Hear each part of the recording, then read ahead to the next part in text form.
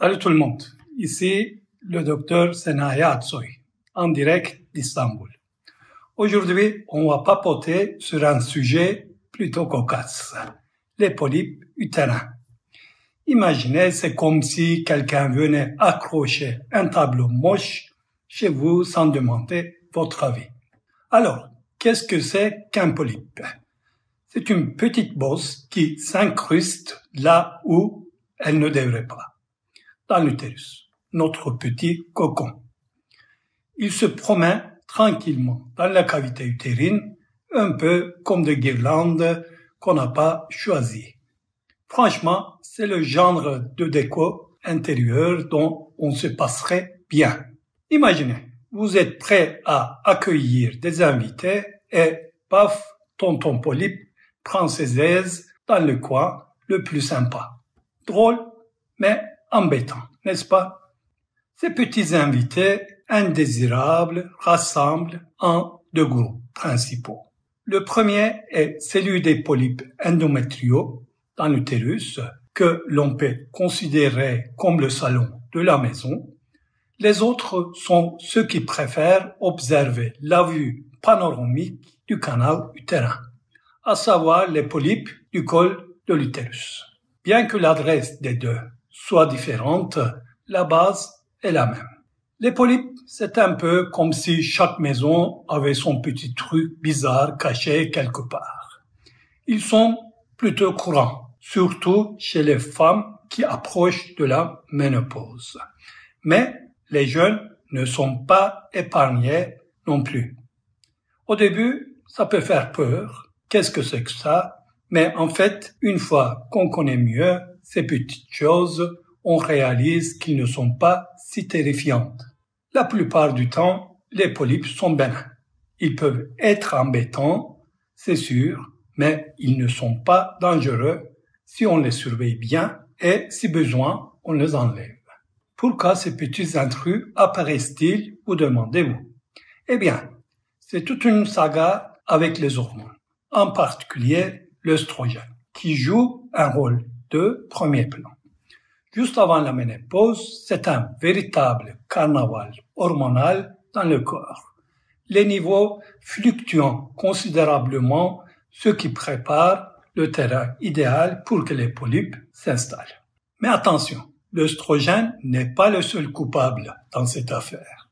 Prenons l'obésité, par exemple.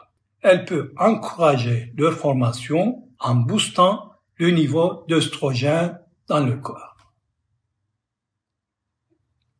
Plus on a de graisse corporelle, plus on produit d'œstrogène et hop, voilà un terrain propice à l'apparition des polypes. Et ce n'est pas tout. Certains médicaments, comme ceux pour l'hypertension ou le tamoxifène, peuvent aussi favoriser leur développement. Donc, les polypes, c'est un peu l'affaire de plusieurs facteurs qui se mêlent. Les polypes préfèrent souvent rester discrets, sans faire de bruit. La plupart du temps, ils ne montrent aucun signe de leur présence. Ils continuent juste leur petit manège en secret. Mais parfois, ils décident de se révéler et là, certains symptômes font leur apparition. Vous pourriez voir des saignements hors normes ou des règles qui s'éternisent. Si ces saignements surviennent après la ménopause ou après un rapport, c'est comme si votre corps tirait la sonnette d'alarme. Des douleurs abdominales ou une gêne dans le bas-ventre peuvent aussi survenir, même si c'est moins fréquent. Parfois, cette pression et cette douleur peuvent devenir tellement gênantes qu'elles nuisent à votre quotidien. Et le pire, c'est que ces petits squatteurs peuvent compliquer vos projets de bébé. Ouais, ils se nichent juste là, dans l'utérus, et peuvent subtilement ruiner vos plans de maternité. Un peu comme s'ils disaient « Ah, tu planifies quelque chose? Permets-moi de tout gâcher. » Ils peuvent causer des difficultés à concevoir ou même des fausses couches répétées sans que vous ne le réalisiez. C'est pourquoi il est crucial de ne pas négliger les visites régulières chez votre gynéco. Tandis que les polypes mènent leur petite vie tranquille, une bonne consultation peut nous aider à les détecter et à agir avant qu'ils ne montent trop sur sein. Un peu comme mettre les projecteurs sur ces acteurs de l'ombre pour voir vraiment ce qu'ils fabriquent. Ok, plongeons dans les merveilles de la médecine moderne pour traquer ce polype. Pour commencer, la star du diagnostic, l'échographie vaginale. Imaginez ça comme un sonar sophistiqué présent dans tous les cabinets de gynéco qui permet de jeter un œil rapide à l'intérieur sans faire de vagues. C'est simple, rapide et surtout, ça ne vous embête pas trop. On lance un petit coup d'œil et on voit ce qu'on peut dénicher.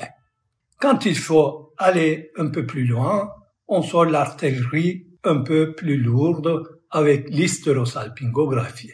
C'est une technique où on injecte un liquide salin dans l'utérus qui le fait gonfler et illumine les polypes comme des ampoules dans un sapin de Noël. Si vous voulez vraiment voir ce qui se trame là-dedans, cette méthode est votre meilleure amie. Et si on a encore des doutes, place à l'hystéroscopie diagnostique. Là, c'est comme envoyer une petite caméra d'espionnage directement dans les coulisses. Un petit tube avec un télescope et une caméra est introduit en douceur dans l'utérus pour voir en direct ce qui se passe. Vous vous dites, montrez-moi tout ça. Et hop, vous avez une vue imprenable. Et dans des rares cas, quand le mystère persiste, une biopsie de l'utérus peut entrer en jeu. On prend un petit échantillon, on l'examine au microscope comme un vrai détective et là, on vérifie si nos soupçons étaient justes. C'est ainsi que, tel un détective médical, vous pouvez mettre le doigt sur n'importe quel intrus caché. Dans le domaine du traitement des polypes, la médecine se transfère vraiment en un art. La plupart du temps, le moyen le plus simple et efficace d'enlever ces indésirables est l'hystéroscopie. Cette technique permet aux chirurgiens d'opérer avec une précision chirurgicale tant pour l'œil que pour la main. C'est rapide, efficace et le temps de récupération est minimal. Ce qui en fait une option très séduisante. En plus, pas besoin d'une nuit à l'hôpital, c'est une procédure ambulatoire qui permet aux patients de rentrer chez eux le jour même. On me demande souvent si les polypes peuvent être traités par médicaments. Effectivement, certaines thérapies hormonales peuvent aider à réduire leur taille ou à freiner leur développement. Toutefois, ces traitements ne font pas disparaître les polypes pour de bon. Ils se contentent de contrôler leur croissance seulement. Et dans de rares cas, lorsque les polypes sont récurrents et posent un risque potentiel, une option plus radicale peut être envisagée, c'est l'hystérectomie, soit l'ablation de l'utérus. Bien sûr, cette mesure est considérée comme un dernier recours utilisé uniquement après l'échec des autres méthodes ou quand elles ne sont pas adaptées. Dans le traitement de polypes, il est rarement nécessaire de passer à une mesure aussi drastique. Mais il est bon de savoir que cette option reste disponible si nécessaire. Eh bien, mes amis, si vous avez d'autres questions sur ces ampoules, retrouvons-nous dans les commentaires. Merci de me suivre. Restez en bonne santé. À bientôt. Au revoir.